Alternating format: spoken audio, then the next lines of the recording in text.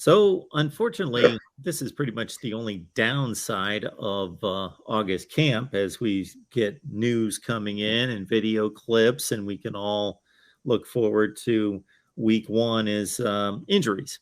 It's part of the game, it's part of sports, it's especially part of football. TreVonte Citizen would be the one guy that here in the last few days has gone down. What do we know about the four-star running backs situation?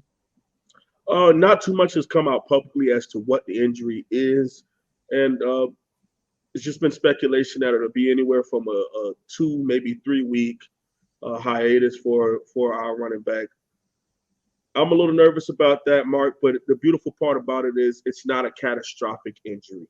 If it was, I think they would have let that be out there. If it's an ACL, if it's a Achilles, if it's a hamstring, okay. And I know what it's like personally for injuries. They can linger and they can be pretty rough. But if we can get the young man to go ahead and get it handled, get it taken care of, and we can move on, there's going to be a long, long upcoming season where hopefully Miami is not just playing 12 games, we're playing 13, 14 games. What I mean by that is making the ACC championship game and making it to a New Year's Six bowl game, if not the college football playoffs. Now, that's wishful thinking, but what I'm saying is it's more time for this young man and other young men on our team if they are nursing injuries. Just like I spoke about last week when we were doing the H1H show here on MarkRogersTV, Miami Hurricanes football.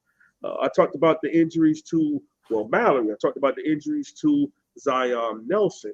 When it comes to these young men, we want to make sure that they are ready to go mainly for ACC play. We're not going to ignore the big SEC night game that we have against Texas A&M in College Station on primetime ABC TV. Everybody's going to be tuning in. Okay, but those are, again, 3 weeks, 3 to 4 weeks after the start of the season. I'm not trying to disrespect or down talk the great Bethune-Cookman University, Hell Wildcats, alma mater of my father and my grandfather. But, they will not push the University of Miami to the ways that a Texas A&M, a North Carolina, these kind of teams will push us. So if we do have to hold the young man back for precautionary reasons, it makes sense to go ahead and handle it in that way. So, and we also have a staff of former head coaches, former coordinators, and great nutrition and strength conditioning folks that are around these young men 24/7 or as much as they can be legally, and they're able to handle it in the right way.